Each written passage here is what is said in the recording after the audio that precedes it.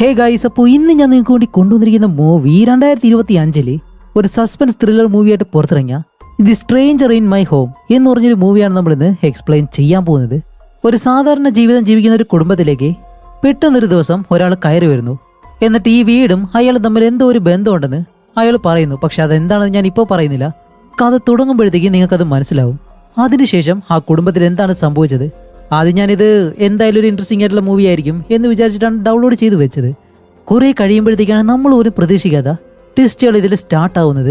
അത് കഴിഞ്ഞാണ് ഈ മൂവി എന്തായാലും ചെയ്യാൻ തീരുമാനിച്ചത്. അപ്പോൾ നിങ്ങൾ ചെയ്യേണ്ടത് ഇത്ര മാത്രം: ആദ്യം മുതൽ അവസാനം വരെയും സ്കിപ്പ് ചെയ്യാതെ കാണാൻ ശ്രമിക്കുക. കൂടാതെ നിങ്ങളുടെ സപ്പോർട്ടായിട്ടുള്ള ലൈക്കും, പിന്നെ ഇതുപോലെയുള്ള ത്രില്ലർ, ക്രൈം, മിസ്റ്ററി, ഹൊറർ ഈ ജനറിലുള്ള മൂവീസ് നിങ്ങൾക്ക് ഇനിയും കാണണമെന്നുണ്ടെങ്കിൽ നമ്മുടെ ഈ ചാനൽ മറക്കാതെ ഒന്ന് സബ്സ്ക്രൈബ് ചെയ്ത് വെച്ചേക്കുക. അപ്പോൾ ഇത്ര മാത്രമേ ഉള്ളൂ. അധികം താമസിക്കാതെ നമുക്ക് എന്തായാലും നേരെ സ്റ്റോറിയിലേക്ക് പോവാം. ഈ കഥയുടെ തുടക്കത്തിൽ തന്നെ കഥയിലെ ഹീറോയിനായിട്ടുള്ള കേറ്റി തന്റെ സോഷ്യൽ മീഡിയയിലെ ഒരു വീഡിയോ പങ്കുവയ്ക്കുന്നു. അതിലവൾ പറയുന്നത് ഇവരുടെ സ്കൂളിലെ ബാസ്കറ്റ്ബോൾ ടീമുണ്ട്, അതിൽ ചിയർ ലീഡിങ് ടീമിൽ അവൾ പങ്കെടുക്കുന്നുണ്ട്. അപ്പോൾ അവരുടെ കോച്ച് ഇപ്പോൾ ഇല്ല, അതിന് പകരം ആരാണ് നമ്മളെ നയിക്കാൻ പോകുന്നത് എന്നുള്ളൊരു ചോദ്യം ചോദിക്കുന്നതും അത് കഴിഞ്ഞപ്പോൾ സ്കൂളിൽ കാണിക്കുമ്പോൾ ചിയർ ലീഡിങ് ടീമിന്റെ പ്രാക്ടീസ് നടക്കാണ്. അതുപോലെ ആ പ്രാക്ടീസിൽ അവരുടെ കാര്യങ്ങളെല്ലാം നോക്കുന്നത് എല്ലി എന്ന് പറഞ്ഞൊരു ലേഡി. അങ്ങനെ പ്രാക്ടീസ് നല്ലതുപോലെ തന്നെ നടക്കുന്നുണ്ട്. അങ്ങനെ കുറെ നേരം ഈ പ്രാക്ടീസ് കഴിഞ്ഞ് ഇപ്പോൾ ഇവരുടെ കോച്ച് ഉണ്ടല്ലോ, വെറോണിക്ക എന്ന് പറഞ്ഞൊരു പെണ്ണിനോട് ഏതോ ഒരു പൊസിഷനിൽ നിൽക്കാൻ പറയും. അങ്ങനെ അവൾ കയറി നിൽക്കുമ്പോഴത്തേക്കും അത് കറക്റ്റായിട്ട് തോന്നത്തില്ല. അപ്പോൾ എല്ലി പറയും, ഇല്ല വെറോണിക്ക അങ്ങനെയല്ല, കേറ്റി നീ ഒന്ന് കാണിച്ചു കൊടുക്കാൻ പറയുന്നതും കേറ്റി ഇപ്പോൾ അത് കാണിച്ചു കൊടുക്കുകയാണ്. കേറ്റി കാണിച്ചു കൊടുക്കുമ്പോൾ അത് കറക്റ്റായിട്ട് ചെയ്യുന്നുണ്ട്. പക്ഷേ വെറോണിക്കയ്ക്ക് ഇത് കണ്ടിട്ട് ഒട്ടും ഇഷ്ടപ്പെടുന്നില്ല. ഇപ്പോൾ എല്ലിക്ക് ഒരു ഫോൺ കോൾ വരുന്നു. അവൾ ഫോൺ എടുത്ത് സംസാരിക്കുമ്പോൾ അവളുടെ ഭർത്താവ് ജെഫ് അവനാണ് വിളിക്കുന്നത്. അങ്ങനെ അവനോടൊപ്പം സംസാരിച്ച് നിൽക്കുമ്പോൾ മാഡി എന്ന് പറഞ്ഞ ഒരു പെണ്ണിനോട് പ്രാക്ടീസ് ചെയ്യാനായിട്ട് പറയുന്നുണ്ട്. അങ്ങനെ മാഡി തന്റെ കാമുകനെ കിസ് ചെയ്തിട്ട് അവൾ പ്രാക്ടീസ് ചെയ്യാനായിട്ട് പോകുന്നതും വെറോണിക്കയ്ക്കും ടീമിനും അതൊട്ടും ഇഷ്ടപ്പെടുന്നില്ല. അപ്പൊ ഇവരാണ് ഈ സ്കൂളിലെ വില്ലിമാരി. അങ്ങനെ എല്ലിയുടെ ഫോണിൽ സംസാരിക്കുമ്പോൾ മാഡി ഉണ്ടല്ലോ, അവൾ പ്രാക്ടീസ് ചെയ്യുന്ന സമയത്ത് ഇങ്ങനെ മുകളിലേക്ക് ഉയർത്തിയിട്ട് അവളെ പിടിക്കണം. അങ്ങനെ പിടിക്കാനായിട്ട് വരുമ്പോഴത്തേക്കും വെറോണിക്ക അവളിൽ നിൽക്കുന്ന ഒരുത്തന്റെ കാല് തട്ടി മാറ്റുന്നതും അവന് പിടിക്കാൻ കഴിയത്തില്ല. മാഡി നേരെ താഴെ വന്ന് വീണ അവളുടെ കൈ അങ്ങോടിയും.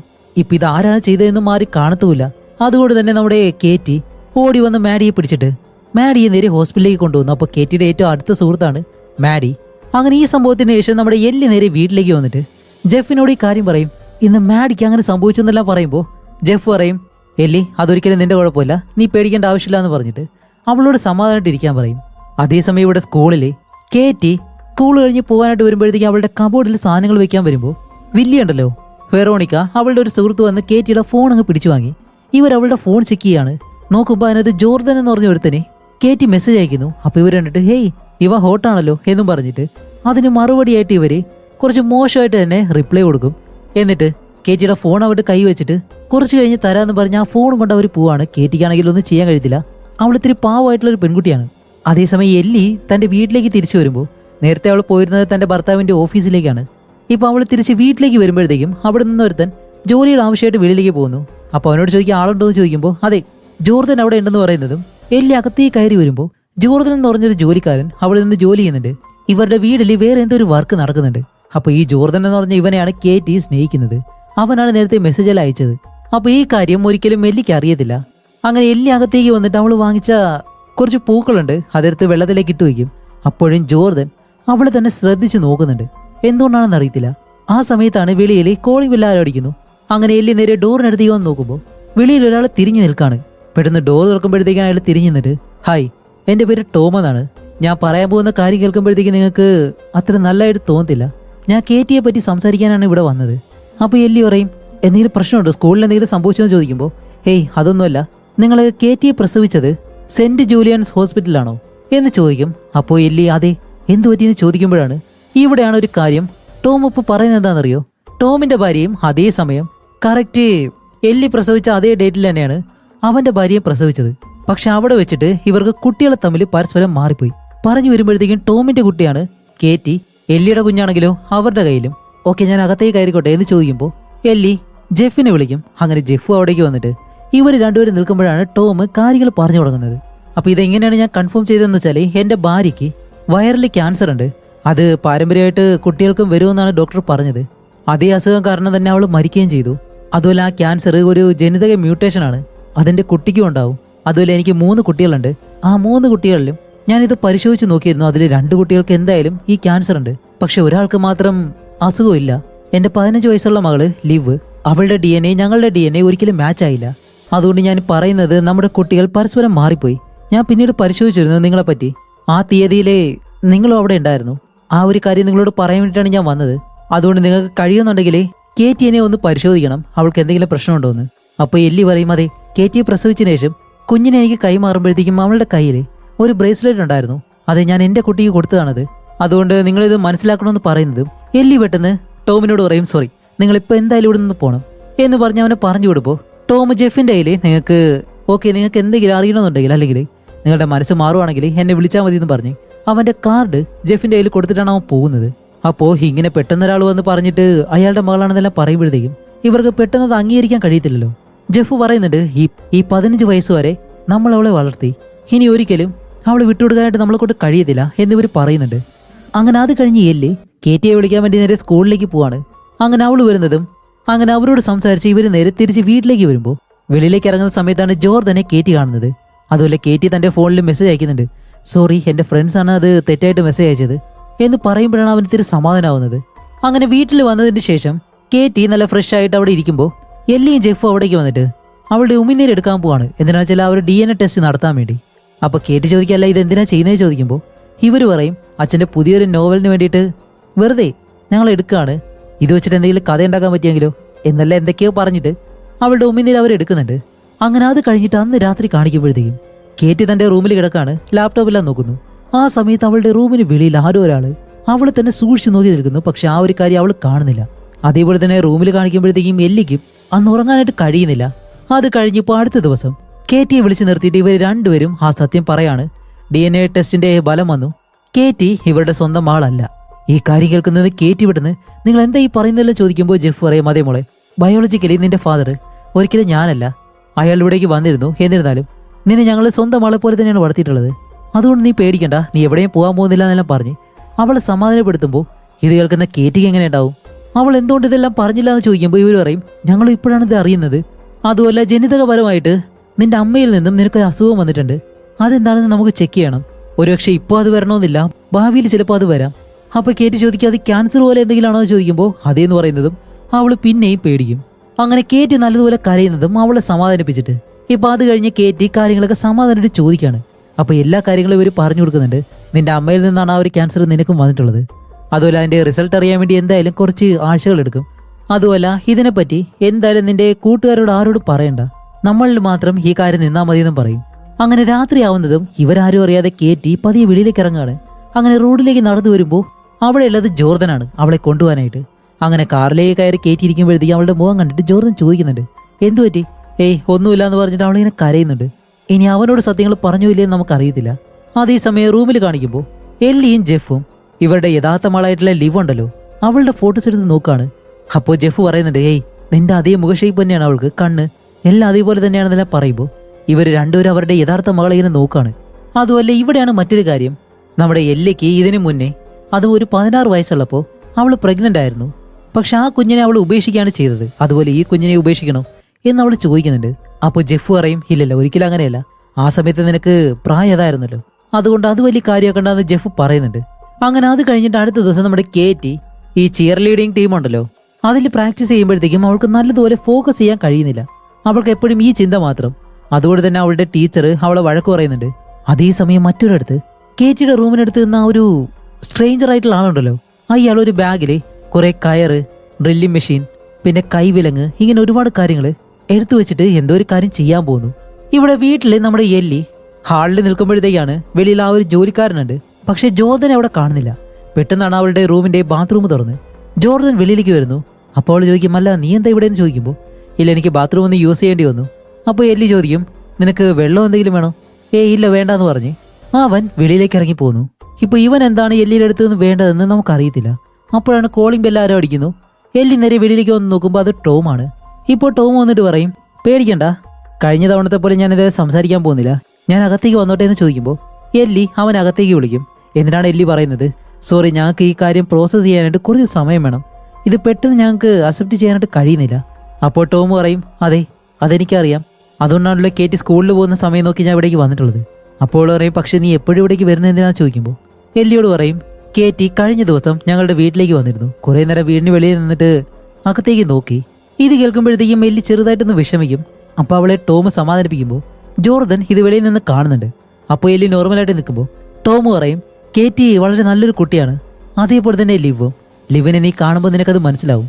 അപ്പോൾ എല്ലി പറയും അതെ എനിക്ക് ലിവിനെ കാണണമെന്നുണ്ട്. അതെ ലിവിനെ കണ്ടു കഴിഞ്ഞാൽ നീയും അവളും നല്ല സുഹൃത്തുക്കളായി മാറും എന്നും പറഞ്ഞിട്ട് ടോം അവിടെ നിന്ന് പോകുന്നു. അങ്ങനെ അത് കഴിഞ്ഞിട്ട് ഇപ്പോൾ അടുത്ത ദിവസം കാണിക്കുമ്പോൾ എല്ലി കേറ്റി ജെഫ് ഇവർ മൂന്നൊരു വീട്ടിൽ പാചകമെല്ലാം ചെയ്തിട്ട് ഫുഡെല്ലാം റെഡിയാക്കുന്നുണ്ട്. എന്താണെന്ന് വെച്ചാൽ ഇന്നാണ് ടോമും അവൻ്റെ കുട്ടികളും വീട്ടിലേക്ക് വരാൻ പോകുന്നത്. അപ്പോഴാണ് നമ്മുടെ കേറ്റി ഇപ്പോഴും ആകെ വിഷമിച്ചിട്ട് അവൾക്ക് ക്യാൻസർ ബാധിച്ച് എന്തെങ്കിലും സംഭവിക്കുക എന്നുള്ള രീതിയിൽ അവൾ ഫോണിലെല്ലാം സെർച്ച് ചെയ്ത് നോക്കുന്നു. അപ്പോൾ ഇവർ പറയും ഏയ് അതൊന്നും ഇപ്പോൾ നോക്കണ്ട, വെറുതെ ഇരിക്കാൻ പറഞ്ഞിട്ട് എല്ലി ഇപ്പോൾ ഇവരോട് പറയും ഓക്കെ അവർ വന്നു കഴിഞ്ഞാൽ നമ്മൾ പരസ്പരം എന്തെങ്കിലും സഹായത്തിന് വേണ്ടി എന്തെങ്കിലും ഒരു സിഗ്നൽ കാണിച്ചാലോ, ദേ ഇതുപോലെ ചെവിയിൽ പിടിക്കുന്നത് പോലെ എന്തെങ്കിലും എന്നെല്ലാം പറഞ്ഞ് കുറച്ച് കഴിയുമ്പോൾ തന്നെ ടോമും അവൻ്റെ 3 കുട്ടികളും ഇവിടേക്ക് വരുന്നുണ്ട്. അങ്ങനെ അവർ 4 പേരും അകത്തേക്ക് വന്നിട്ട് ഇപ്പോൾ ടോം അവൻ്റെ യഥാർത്ഥ മകളായിട്ടുള്ള കേറ്റിയെ പരിചയപ്പെടുന്നു. ഹേയ് ഞാനാണ് ടോം എന്ന് പറയുന്നതും ഇവിടെ ജെഫ് എല്ലിയും അവരുടെ മകളായിട്ടുള്ള ലിവിനെ പരിചയപ്പെടുന്നു. അതും ആദ്യമായിട്ട് കാണുമ്പോഴത്തേക്കും എല്ലാവർക്കും എന്തോ പോലെ അവരത് പരസ്പരം പറയുന്നുണ്ട്. അപ്പോൾ ടോമിന്റെ രണ്ടാമത്തെ മകന്റെ പേര് കാലം, അതേപോലെ തന്നെ ഏറ്റവും ഇളയൊരു കുട്ടിയുണ്ട് എമി, അവളുടെ കയ്യിലാണെങ്കിൽ ഒരു ബണ്ണി ഇരിപ്പുണ്ട്. അങ്ങനെ നമ്മുടെ കേറ്റിയും ലിവും പരസ്പരം പരിചയപ്പെട്ടിട്ട് കേറ്റി നേരെ എമിയുടെ അടുത്തേക്ക് വരും. അങ്ങനെ അത് കഴിഞ്ഞിട്ട് ഇവരെല്ലാവരും ഫുഡ് കഴിക്കുകയാണ്. അപ്പോൾ എല്ലാവരും പരസ്പരം അങ്ങോട്ടും ഇങ്ങോട്ടും ഓരോ കാര്യങ്ങൾ സംസാരിക്കുന്നുണ്ട്. ജെഫു എല്ലിയും ലിവിനെ പറ്റിയുള്ള കാര്യങ്ങൾ ചോദിക്കുന്നു, അവൾ എന്തൊക്കെയാണ് ചെയ്യുന്നതെന്നെല്ലാം. അപ്പോൾ അവൾ പറയും ഇതുപോലെ ഞാൻ ബുക്കുകളെല്ലാം ഒരുപാട് വായിക്കുമെന്ന് പറയുമ്പോൾ എല്ലി പറയും ദേ ജെഫ് ഒരു എഴുത്തുകാരനാണെന്ന് പറയുന്നതും അതെ ഞാൻ ജെഫിന്റെ ബുക്ക് ഇപ്പോൾ ഒരെണ്ണം വായിക്കാൻ തുടങ്ങിയതേ ഉള്ളൂ എന്ന് പറയുമ്പോൾ ജെഫിന് നല്ല സന്തോഷമാവുന്നുണ്ട്. ഇപ്പോൾ ബയോളജിക്കലി ഇവരാണ് അച്ഛനും മകളുമെങ്കിലും ഇത്രയും കൊല്ലം ഇവർ വേറെ വേറെയാണല്ലോ താമസിച്ചത്, അതുകൊണ്ട് തന്നെ അവരുടെ പേര് തന്നെയാണ് വിളിക്കുന്നത്. അല്ലെങ്കിൽ ഈ വിദേശ രാജ്യങ്ങളിൽ കൂടുതലായിട്ടും അവരുടെ പേരുകളായിരിക്കും യൂസ് ചെയ്യുന്നത്. അപ്പോൾ ടോം കേറ്റിയോട് ചോദിക്കും കേറ്റി നീ എന്തെങ്കിലും ചെയ്യുന്നതെന്ന് ചോദിക്കുമ്പോൾ അവൾ പറയും അതെ ഞാനിതുപോലെ ഞങ്ങളുടെ സ്കൂൾ ടീമിലെ ചിയർ ലീഡിങ് ടീമിലുണ്ട്, അതേപോലെ തന്നെ സ്വിമ്മിങ് ചെയ്യുന്നുണ്ട്. അപ്പോൾ ടോം പറയും അതെ നിന്റെ അമ്മയുടെ അതേ ഗുണം തന്നെയാണ് നിനക്കും കിട്ടിയിട്ടുള്ളത് എന്ന് പറയുമ്പോൾ അതിലെ കാലം എന്ന് പറഞ്ഞിട്ട് അവളുടെ സഹോദരനുണ്ടല്ലോ അവൻ പറയും ഞാൻ ബാസ്കറ്റ് ബോൾ കളിക്കുന്നുണ്ട്. എമി പറയും അവളും സ്വിമ്മിങ് പ്രാക്ടീസ് ചെയ്യുന്നുണ്ടെന്ന്. അപ്പോൾ കേറ്റി കാലമിനോട് പറയും എനിക്ക് ബാസ്കറ്റ് ബോൾ ഇഷ്ടമാണെന്ന് പറയുമ്പോൾ അവൻ പറയും ശരി അങ്ങനെയാണെങ്കിൽ ഒരു ദിവസം എൻ്റെ കളി കാണാനായിട്ട് വാ എന്ന് പറഞ്ഞിട്ട് അവൾ ക്ഷണിക്കുന്നുണ്ട്. അതേസമയം നമ്മുടെ കേറ്റി ആണെങ്കിലോ ജോർദനെ കാണാൻ വേണ്ടി വെളിയിലേക്ക് വരും. അപ്പോൾ ബാക്കിയുള്ളവർ എവിടെ പോയി എന്ന് ചോദിക്കുമ്പോൾ അവർ നടക്കാനായിട്ട് വെളിയിലേക്ക് പോയി. അതുമല്ല എൻ്റെ സഹോദരൻ കാലം അവനൊരു ബാസ്കറ്റ് ബോൾ പ്ലെയർ ആണ്, അവൻ്റെ കളി കാണാനായിട്ട് എന്നെ ക്ഷണിച്ചിട്ടുണ്ട്. ജോർദൻ പറയും ഓക്കെ അതെന്താ ആവട്ടെ, പക്ഷെ നീ ആ കുടുംബത്തിനോട് കുറച്ച് ശ്രദ്ധ വേണം, കാരണം നിനക്ക് മുറിവേൽക്കുന്നത് ഒരിക്കലും കാണാൻ ആഗ്രഹിക്കുന്നില്ല എന്നവൻ പറയുന്നുണ്ട്. അപ്പോൾ തന്നെ ആ ഒരു കുടുംബത്തോട് അവൻ എന്തോ ഒരു സംശയമുള്ളതുപോലെ. അങ്ങനെ അത് കഴിഞ്ഞിട്ട് നമ്മുടെ കാലം അവൻ്റെ കളി കാണാൻ വേണ്ടി കേറ്റിയും എമിയും പോവാണ്. അങ്ങനെ ആ ഗ്രൗണ്ടിൽ നിൽക്കുമ്പോൾ കാലം തൻ്റെ ടീമുമായിട്ട് കളിക്കാനായിട്ട് പോകുന്നു. ആ സമയത്താണ് വെറോണിക്ക അവിടെ നിൽക്കുന്നത്. ഇപ്പോൾ വെറോണിക്ക കാലമിനെ കണ്ടിട്ട് അവനെ എന്താ അവൾക്ക് ഇഷ്ടമാണെന്ന് തോന്നുന്നു. പെട്ടെന്ന് കേറ്റിയുടെ അടുത്തേക്ക് വന്ന് ഹേയ് അവൻ നിനക്ക് അറിയുമെന്ന് ചോദിക്കുമ്പോൾ എമി പറയും അതെ കേറ്റിയുടെ സഹോദരനാണെന്ന് പറയുമ്പോൾ കേറ്റി പെട്ടെന്ന് ഹേയ് അങ്ങനെയല്ല കസിൻ ബ്രദർ. അപ്പോൾ വെറോണിക്ക പറയും ശരി അങ്ങനെയാണെങ്കിൽ എൻ്റെ നമ്പർ അവന് കൊടുക്കണം, അതേപോലെ തന്നെ എന്നെ ഒന്ന് പരിചയപ്പെടുത്തി കൊടുക്കണമെന്ന് പറയും.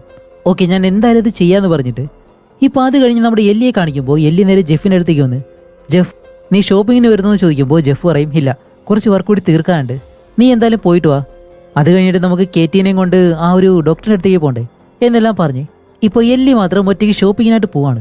അങ്ങനെ അവൾ നടന്ന് പോകുന്ന വഴിക്ക് തന്നെ 1-2 കുട്ടികളെയും അവരുടെ മാതാപിതാക്കളെയും കാണുമ്പോഴത്തേക്കും അവൾക്ക് പഴയ കാര്യങ്ങളൊക്കെ ചെറുതായിട്ട് ഓർമ്മ വരുന്നുണ്ട്. അങ്ങനെ അതെല്ലാം ആലോചിച്ച് നടന്നു പോകുമ്പോഴാണ് ടോം പെട്ടെന്ന് ഈ ഷോപ്പിംഗ് സെന്റർ അടുത്ത് നിന്ന് ഇറങ്ങി വരുന്നു. എല്ലിയെ കാണുമ്പോൾ തന്നെ ഏയ് എവിടേക്ക് പോകുന്നു?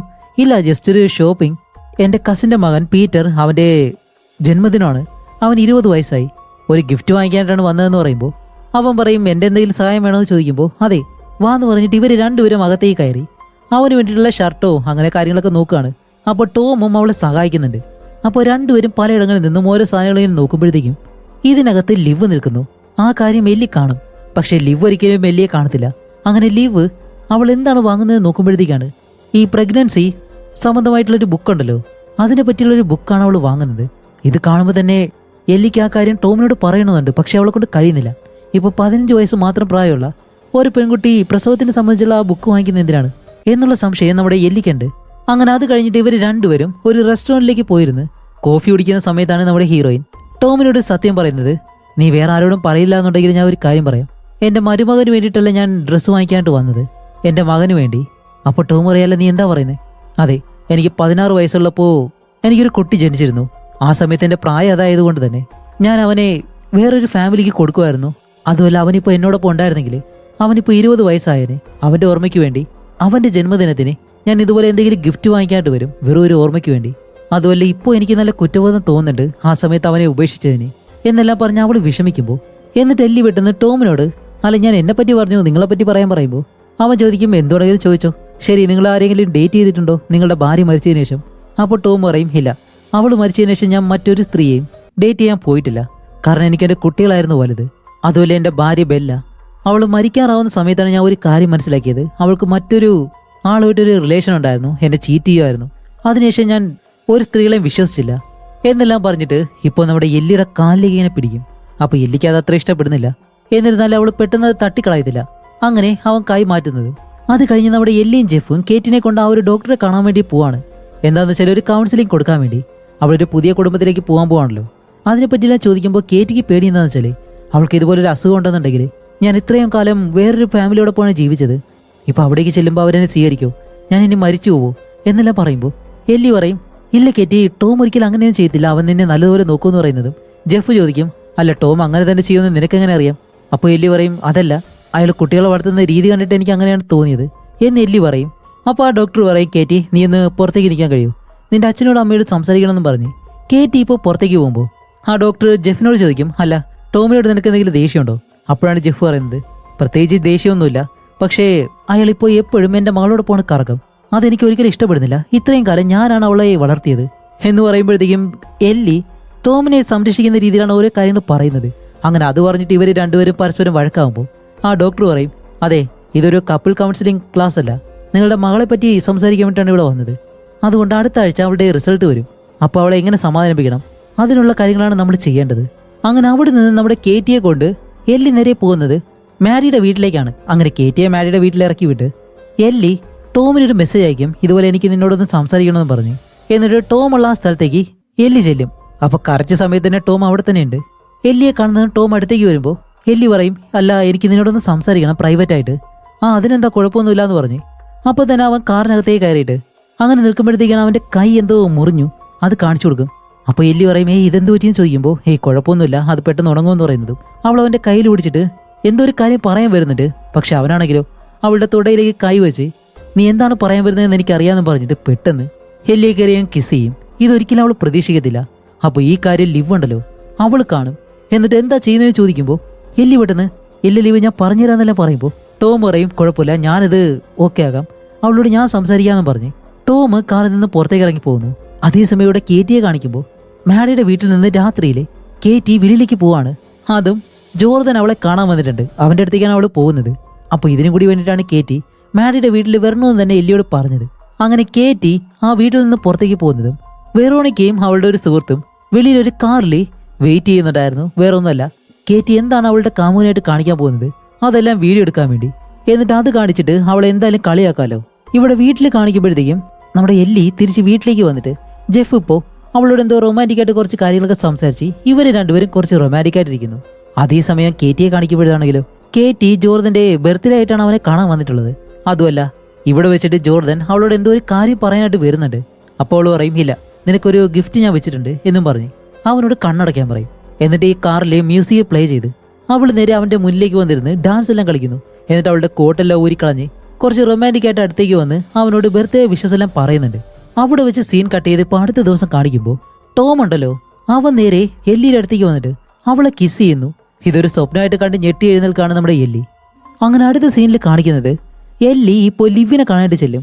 അങ്ങനെ ഇവർ രണ്ടുപേരും കോഫി ഷോപ്പിൽ കണ്ടുമുട്ടിയിട്ട് ലിവിനോട് പറയും സോറി മോളെ നിന്നോട് കുറച്ച് കാര്യങ്ങൾ പറയണമെന്ന് പറയുമ്പോൾ ലിവ് പറയും എൻ്റെ അച്ഛനെ പറ്റിയുള്ള കാര്യമാണോ, അതൊരിക്കലും എനിക്ക് കേൾക്കണ്ട, നിങ്ങൾ ഒരിക്കലും ശരിയായിട്ടുള്ളൊരു കാര്യമില്ല ചെയ്തതെന്നെല്ലാം പറയുമ്പോഴത്തേക്കും എല്ലി പറയും ഇല്ലില്ല അങ്ങനെയല്ല, അത് നിന്റെ അച്ഛനെ തെറ്റിദ്ധരിച്ചതാണ്, എനിക്കൊരിക്കലും അതിനോട് താല്പര്യമില്ലായിരുന്നു, ഞാൻ അതിനെപ്പറ്റി സംസാരിക്കാനല്ല, നീ ആ ഷോപ്പിംഗ് സെന്ററിൽ നിന്നും ഒരു ബുക്ക് എടുത്തില്ലേ അതിനെപ്പറ്റി സംസാരിക്കാനാണ്.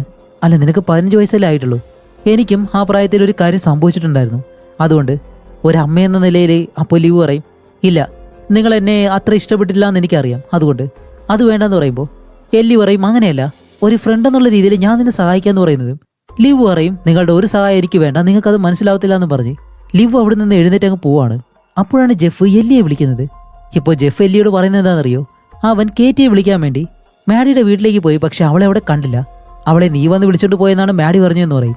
അപ്പോൾ എല്ലി പറയും ഇല്ലില്ല, ഞാൻ ഒരിക്കലും അവളെ വിളിക്കാനായിട്ട് പോയില്ല എന്നും പറഞ്ഞിട്ട് അവിടെ നിന്ന് വെളിയിലേക്ക് ഇറങ്ങുമ്പോഴത്തേക്കും നമ്മുടെ കേറ്റിയെ വിളിച്ചിട്ട് അവൾ ഫോൺ എടുക്കുന്നില്ല.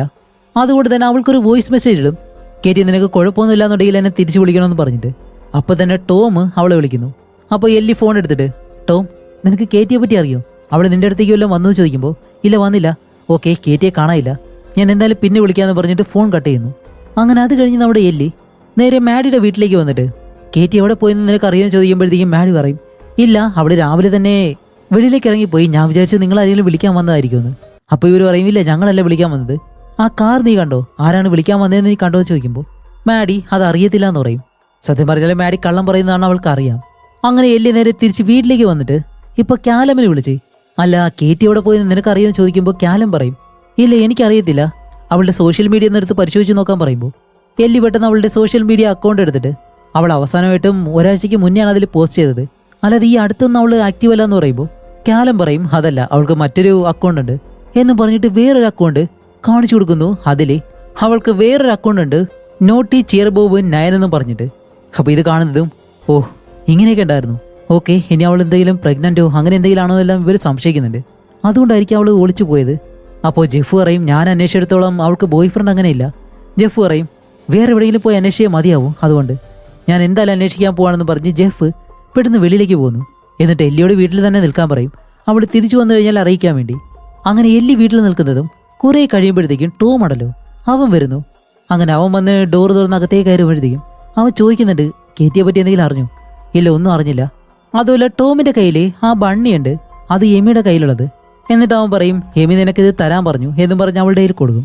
അതുപോലെ ടോം ഇപ്പോൾ ഓരോ കാര്യങ്ങൾ സംസാരിച്ച് അവളെ കിസ് ചെയ്യാനായിട്ട് അടുത്തേക്ക് വരുമ്പോഴത്തേക്കും എല്ലി പെട്ടെന്ന് ഇല്ലല്ല വേണ്ടാന്ന് പറയുന്നതും ടോം പറയും സോറി ഇന്നലെ നമ്മൾ അതുപോലെ ചെയ്തില്ല എന്ന് നടിക്കാൻ കഴിയത്തില്ല എന്ന് പറയുമ്പോൾ എല്ലി പറയും സോറി എനിക്ക് നിങ്ങളോട് എന്തായാലും താല്പര്യമില്ല. അപ്പോൾ ടോം പറയും പിന്നെന്തിനാ നീ അതെല്ലാം താല്പര്യമുള്ളതുപോലെ അത് പ്രതികരിക്കാതിരുന്നത്? അവൾ പറയും ഇല്ല നിങ്ങളെ വിഷമിപ്പിക്കേണ്ടെന്ന് വെച്ചു, അല്ലാതെ എനിക്ക് നിങ്ങളോട് ആ ഒരു ഇൻട്രസ്റ്റ് ഇല്ല, നമുക്ക് നല്ല സുഹൃത്തുക്കളായിട്ട് മുന്നോട്ട് പോയാൽ പോരെ എന്ന് ചോദിക്കുമ്പോൾ ടോം പറയും ഓക്കെ അത് ശരി തന്നെയാണ്, നമുക്ക് അങ്ങനെ തന്നെ പോവാന്ന് പറഞ്ഞിട്ട് അവനിപ്പോൾ അവിടെ നിന്ന് അവളോട് ഓക്കെ ഞാൻ ഇതായാലും പോവാണ്, കേറ്റിയെ പറ്റി എന്തെങ്കിലും വിവരം ഉണ്ടെങ്കിൽ എന്നെ അറിയിക്കണമെന്ന് പറഞ്ഞിട്ട് ടോം അവിടെ നിന്ന് വെളിയിലേക്ക് പോകുന്നു. അപ്പോഴാണ് ജെഫ് എല്ലിയെ വിളിച്ചിട്ട് എന്തെങ്കിലും വിവരം ഉണ്ടോ എന്ന് ചോദിക്കുമ്പോൾ അവൾ പറയും ഒരു വിവരമില്ല, ഞാൻ എന്തായാലും പോലീസിനെ വിളിക്കാൻ പോവാണെന്ന് പറഞ്ഞ് അടുത്ത സീനിൽ തന്നെ ഒരു പോലീസിനെ വിളിക്കുന്നു. പോലീസ് ഇവിടേക്ക് വന്ന് കേറ്റിയെ പറ്റിയുള്ള കാര്യങ്ങളൊക്കെ ചോദിച്ച് മനസ്സിലാക്കും. അതേപോലെ തന്നെ അവളുടെ ലാപ്ടോപ്പ് എടുക്കും.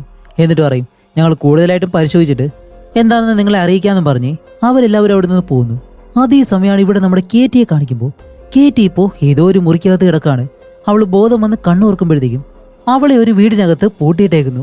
അങ്ങനെ അവിടെ കിടന്ന് അലറി വിളിച്ചിട്ട് അവൾ കരയുന്നുണ്ട്. പക്ഷേ ഈ വീട് ഇത്തിരി ഉള്ളിലോട്ടുള്ള വീടായതുകൊണ്ട് തന്നെ ആരും ഒരു ശബ്ദവും കേൾക്കാൻ പോകുന്നില്ല. അങ്ങനെ അത് കഴിഞ്ഞിട്ട് ഇവിടെ എല്ലിയുടെ അടുത്ത് കാണിക്കുമ്പോഴത്തേക്കാണ് മാഡി ഉണ്ടല്ലോ അവൾ അവളുടെ അമ്മയെ കൂട്ടിയിട്ട് ഇവരുടെ വീട്ടിലേക്ക് വന്നേക്കുന്നു. എന്തു പറ്റി മാഡി, എന്താ വരാൻ കാരണമെന്ന് ചോദിക്കുമ്പോൾ മാഡി പറയും ഞാൻ നിങ്ങളോട് കള്ളം പറഞ്ഞു, സത്യത്തിൽ കേറ്റി ആരോടൊപ്പമാണ് പോയതെന്ന് എനിക്കറിയാം, ഞാൻ പേടിച്ചിട്ടാണ് നിങ്ങളോട് പറയാതിരുന്നത്. ഞാൻ വിചാരിച്ചു അവൾ പോയിട്ട് തിരിച്ചു വരുമെന്ന്, പക്ഷെ ഇത്രയും നേരമായിട്ടും ഞാൻ വിളിച്ചിട്ട് പോലും അവൾ ഫോൺ എടുക്കുന്നില്ല. അപ്പോൾ ഇവർ ചോദിക്കും ഓക്കെ ആരോട് അവൾ പോയതെന്ന് ചോദിക്കുമ്പോൾ അവളുടെ ബോയ് ഫ്രണ്ട് ജോർദൻ എന്ന് പറയുന്നതും ഇവർ ജോർദന്റെ കാര്യം മനസ്സിലാക്കിയിട്ട് പെട്ടെന്ന് തന്നെ പോലീസിനെ വിളിച്ച് ജോർദന്റെ വീട്ടിലേക്ക് പോകും. അങ്ങനെ ഡോറിൽ വന്ന് തട്ടുമ്പോഴത്തേക്കും ജോർദൻ കഥ ഓർക്കുന്നുണ്ട്. അകത്തേക്ക് ചെന്ന് നോക്കുമ്പോൾ നമ്മുടെ കേറ്റിയെ അവിടെ കാണുന്നില്ല. അങ്ങനെ രണ്ടുപേരും വീടിനകമില്ല നോക്കിയിട്ട് ആ പോലീസുകാരോട് പറയും ഇല്ല മാഡം ഇവിടെ കേറ്റി ഇല്ല എന്ന് പറയുന്നതും ഇവരിപ്പോൾ ജോർദനോട് കേറ്റിയെ പറ്റി ചോദിക്കും. ആദ്യം അവൻ അറിയാത്തതുപോലെയെല്ലാം സംസാരിക്കുമ്പോൾ ഇവർ പറയും ഞങ്ങൾക്ക് അറിയാം, അവൾ എവിടെയാ നിന്നോടൊപ്പം ഇന്നലെ രാത്രി വന്നതെന്ന് പറയുമ്പോൾ ഇവിടെയാണ് നമ്മുടെ ജോർദൻ പറയുന്നത് ഓക്കെ ഞങ്ങൾ രണ്ടുപേരും ഒരിക്കലും പ്രണയിക്കുകയല്ല, ഞങ്ങൾ നല്ല സുഹൃത്തുക്കളാണ്, അതല്ലാതെ ഞാൻ വേറെ രീതിയിൽ അവളെ കണ്ടില്ല എന്ന് പറയും. ഓക്കെ ഇന്നലെ രാത്രി നീ എന്തിനാ അവളെ കൂട്ടിക്കൊണ്ട് പോയെന്ന് ചോദിക്കുമ്പോൾ ഇന്നലെ എൻ്റെ ബർത്ത്ഡേ ആയിരുന്നു, അതുകൊണ്ടാണ് അവൾ എന്നോട് വന്നത്, അതുമല്ല ഞാൻ വേറൊരു സത്യം അവളോട് പറഞ്ഞു എന്ന് പറയുമ്പോൾ ഇവർ പറയും ഓക്കെ അങ്ങനെയാണെങ്കിൽ നമുക്കൊന്ന് സംസാരിക്കണം, നീ ഡ്രസ്സ് ഇട്ടിട്ട് വരാൻ പറയും. അതേസമയം ഇവിടെ കേറ്റിയുടെ അടുത്ത് കാണിക്കുമ്പോൾ അവൾക്ക് കുടിക്കാനായിട്ട് റൂമിലൊരു ജ്യൂസ് കൊണ്ടുവച്ചിട്ടുണ്ട്. പക്ഷെ അതിലെന്തോ ഒരു പൊടി അവിടെ തട്ടിക്കൊണ്ട് വന്നല്ലോ, ആ ഒരാൾ മിക്സ് ചെയ്തിട്ടുണ്ട്. ഇതറിയാതെ കേറ്റി ഇപ്പം ആ ഒരു ജ്യൂസ് എടുത്ത് കുടിച്ചിട്ട് അടുത്തെന്തോ ഒരു ഫോട്ടോ ഇരിപ്പുണ്ട്. ഈ ഫോട്ടോ കാണുന്നതും അവൾ പെട്ടെന്ന് തന്നെ ദേഷ്യപ്പെട്ട് ആ ഫോട്ടോ ഇടിച്ചങ്ങ് പൊട്ടിക്കുന്നു. എന്നിട്ട് അവിടെ നിന്ന് എഴുന്നേറ്റ് രക്ഷപ്പെടാനുള്ള കാര്യങ്ങൾ നോക്കും. അതേസമയം ഇവിടെ ജോർദൻ ഇവരോട് കാര്യങ്ങളൊക്കെ പറയാണ്. അവൻ നേരത്തെ പറഞ്ഞതുപോലെ തന്നെ ഞങ്ങൾ രണ്ടൊരു സുഹൃത്തുക്കൾ മാത്രമാണ്, അല്ലാതെ റൊമാൻറ്റിക് ആയിട്ട് ഒരു കാര്യങ്ങൾ അവിടെ സംഭവിച്ചിട്ടില്ല.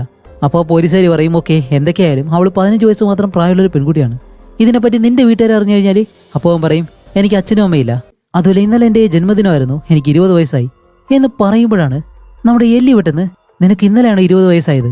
അതെ എന്ന് പറയുന്നതും അവൾ പെട്ടെന്ന് പീറ്റർ ഇത് നീയാണോ എന്ന് ചോദിക്കുമ്പോൾ അവിടെയാണ് മറ്റൊരു ടെസ്റ്റ്. സത്യത്തിൽ ജോർദൻ എല്ലിയുടെ മകനാണ്.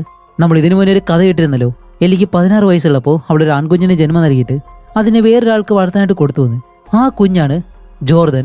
അതുപോലെ ഈ സത്യം ജോർദനും അറിയായിരുന്നു. ജോർദൻ ഇത് കുറച്ച് നാളുകൾക്ക് മുന്നേ തന്നെ കണ്ടുപിടിച്ചു. അതുകൊണ്ടാണ് എല്ലിയുടെ വീട്ടിൽ അവൻ ജോലിക്ക് വരുമ്പോഴെല്ലാം എല്ലിയെ അവനൊരു പ്രത്യേക രീതിയിൽ നോക്കുന്നത്. അത് അവൻ്റെ അമ്മയാണെന്നുള്ള കാര്യം അവൻ അറിയാമായിരുന്നു. എന്നിട്ടാണ് അവൻ പറയുന്നത് ഇതേ സത്യം ഞാൻ കേറ്റിയോടും പറഞ്ഞു. അത് ഇന്നലെ രാത്രി അവളെ ഞാൻ അവിടെ വെച്ച് കാണുമ്പോഴത്തേക്കും ഈ സത്യം കൂടി പറയാൻ വേണ്ടിയിട്ടാണ് അവളെ അവിടേക്ക് കൊണ്ടുപോയത്. അത് കേട്ടതിന് ശേഷം അവൾക്ക് എന്നോട് നല്ല ദേഷ്യമായി. അങ്ങനെ എന്നോട് ദേഷ്യപ്പെട്ട് അവൾ അവിടെ നിന്ന് പോവായിരുന്നു. അതിനുശേഷം ഞാൻ വിളിച്ചിട്ട് പോലും ഫോൺ എടുത്തിട്ടില്ല എന്നുള്ള സത്യം അവനും പറയും. അങ്ങനെ ഇവിടെ കേറ്റിയെ കാണിക്കുമ്പോൾ അവളിപ്പോൾ ആ റൂമിൽ നിന്ന് നടന്ന് നേരെ വെളിയിലേക്ക് ഇറങ്ങി മെയിൻ ഹാളിലേക്ക്. പക്ഷെ ആ വീട് വിട്ട് ഒരിക്കലും പുറത്തേക്ക് പോയിട്ടില്ല. അവൾ ആ വീടിനകത്ത് തന്നെ കറങ്ങി നടക്കാണ്. കാരണം എല്ലാ ഡോറും അടച്ചിട്ടേക്കുന്നത് കൊണ്ട് തന്നെ അവൾക്ക് വെളിയിലേക്ക് പോകാനും കഴിയത്തില്ല.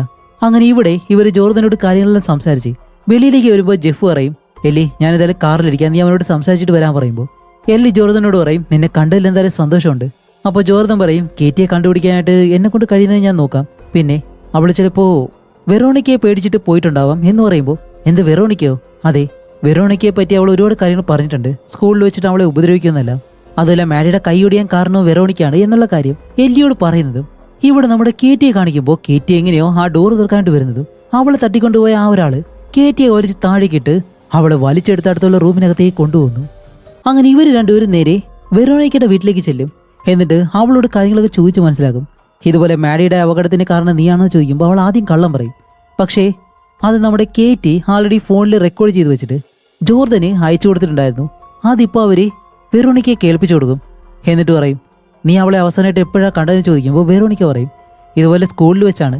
അത് കഴിഞ്ഞിട്ട് ജോർദനായിട്ട് അവൾ കാണാൻ പോയപ്പോൾ അവിടെ വെച്ചിട്ട് അവൾ ചെയ്ത കാര്യങ്ങളെല്ലാം ഞങ്ങൾ വീഡിയോ എടുത്തിരുന്നു എന്നും പറഞ്ഞ് ആ വീഡിയോ അവൾക്ക് ഇങ്ങനെ കാണിച്ചു കൊടുക്കും. അപ്പോൾ അവിടെ ജോർദന്റെ മുന്നിൽ അവൾ ഡാൻസ് കളിക്കുമല്ലോ, അതാണ് സംഭവിച്ചത്.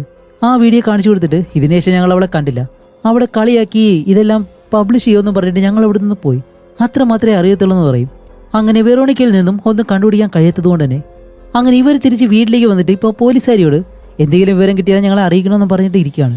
അപ്പോഴാണ് നമ്മുടെ എല്ലി ലിവ് ഉണ്ടല്ലോ അവളുടെ സോഷ്യൽ മീഡിയ അക്കൗണ്ട് എടുത്ത് ഇങ്ങനെ നോക്കുകയാണ്.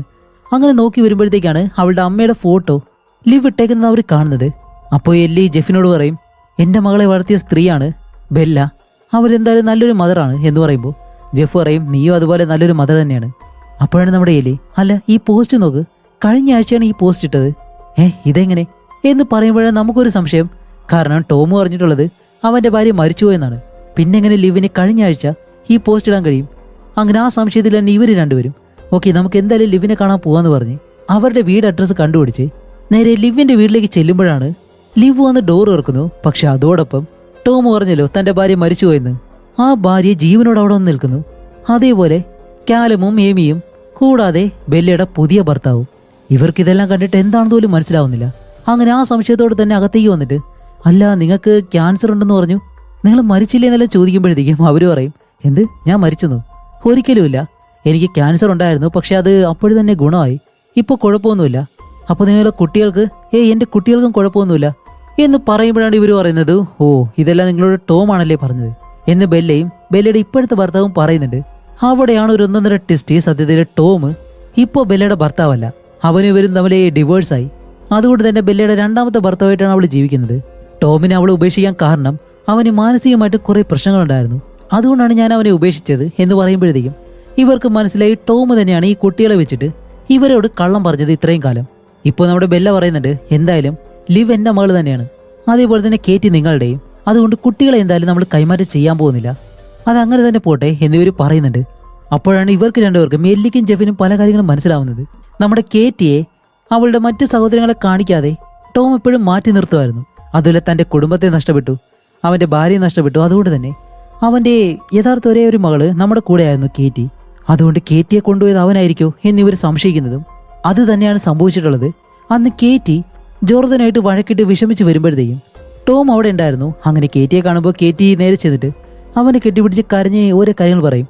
അപ്പോൾ ടോം അവളെ വണ്ടിയിലേക്ക് കയറ്റി അവൾക്ക് കുടിക്കാനായിട്ട് എന്തോ കൊടുക്കുന്നതും അവളുടെ ബോധം പോയി. അങ്ങനെയാണ് കേറ്റിയെ അവൻ ആ വീട്ടിലേക്ക് കൊണ്ടുപോയത്. അപ്പോൾ അവിടെ തട്ടിക്കൊണ്ടുപോയ ആള് വേറെ ആരുമല്ല ടോം തന്നെയാണ്. അങ്ങനെ ഉടനെ തന്നെ ഒരു പോലീസിനെ വിളിച്ചിട്ട് ടോമാണ് കേറ്റിയെ കൊണ്ടുപോയത് എന്നുള്ള കാര്യം പോലീസുകാരോട് പറയും. അപ്പോൾ പോലീസുകാർ പറയും ശരി, ഞങ്ങൾ എന്തായാലും അവനെ കണ്ടുപിടിക്കാനുള്ള കാര്യങ്ങൾ ചെയ്യാം. പിന്നെ ടോം നിങ്ങളുമായിട്ടുള്ള ബന്ധം എന്താണെന്ന് ചോദിക്കുമ്പോൾ ആ കാര്യങ്ങളെല്ലാം ഇവർ പറഞ്ഞു കൊടുക്കുന്നുണ്ട്. അങ്ങനെ പോലീസുകാർ അവിടെ നിന്ന് ഇറങ്ങി പോകുന്നത് എന്നും പറഞ്ഞ് ഇവർ രണ്ടുപേരും അകത്തേക്ക് കയറി വരും. അങ്ങനെ അകത്തേക്ക് കയറി വരുമ്പോഴാണ് ലിവ് അതിനകത്തിരിക്കുന്ന ആ ഒരു ബണ്ണി ഉണ്ടല്ലോ ആമിയുടെ, അത് കാണുമ്പോൾ അല്ല ഇതെങ്ങനെ ഇവിടെ വന്നു? എല്ലി പറയും ഇത് ടോമാണ് ഇവിടേക്ക് കൊണ്ടുവന്നത്. എന്തു പറ്റി? അപ്പോഴാണ് ലിവ് ആ ബണ്ണി എടുത്തിട്ട് ഇല്ല സാധാരണ എമിക്കുള്ള മെസ്സേജ് അല്ല, ഈ പാവയ്ക്കുള്ളിലുണ്ടാവും എന്നും പറഞ്ഞ് ആ പാവയുടെ പുറകു വശം തുറന്നു നോക്കുമ്പോൾ അതിനകത്തൊരു പേപ്പറിൽ എന്തൊക്കെയോ കാര്യങ്ങൾ എഴുതിയിട്ടുണ്ട് എല്ലിക്ക് വേണ്ടി. എടുത്ത് വായിച്ചു നോക്കുമ്പോൾ വേറെ ഒന്നുമല്ല, ഇതുപോലെ നമ്മുടെ എല്ലിയോട് ഒറ്റയ്ക്കൊരു സ്ഥലത്തേക്ക് വരാൻ പറഞ്ഞിരിക്കുന്നു, അത് എല്ലി മാത്രം, അങ്ങനെയാണെങ്കിൽ കേറ്റിക്ക് ഒന്നും സംഭവിക്കില്ല എന്നും അതിൽ എഴുതിയിട്ടുണ്ട്.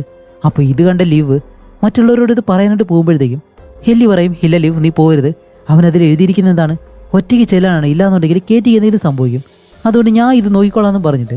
ഇപ്പോൾ ഇവിടെ മറ്റൊരു കാര്യം കൂടിയുണ്ട്. ഒരു സീനിൽ നമ്മുടെ ലിവ് ആ സ്റ്റോറിൽ നിന്നും ഈ പ്രഗ്നൻസിക്ക് ആവശ്യമായിട്ടുള്ള ബുക്ക് എടുത്തുകൊണ്ട് പോകുമായിരുന്നല്ലോ.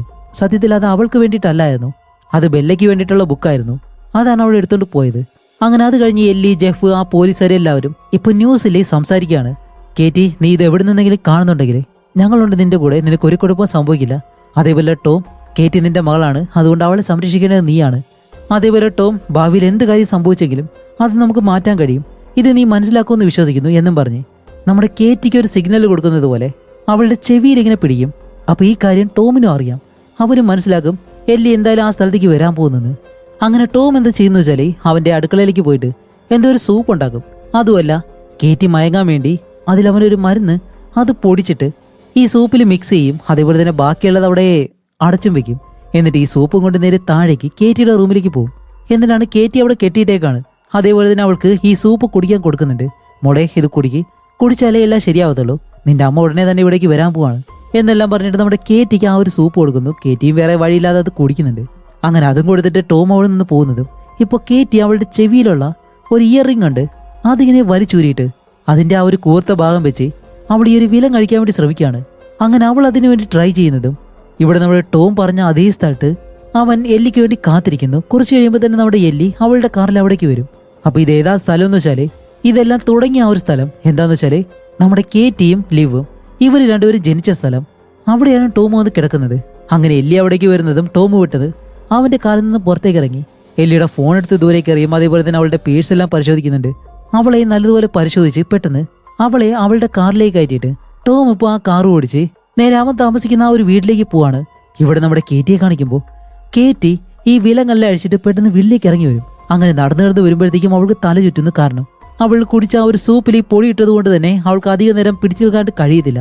അങ്ങനെ കുറേ ദൂരം നടന്ന് മെയിൻ ഹാളിലേക്ക് എത്തുന്നതും പെട്ടെന്ന് മയങ്ങി താഴേക്ക് വന്ന് വീഴുന്നു.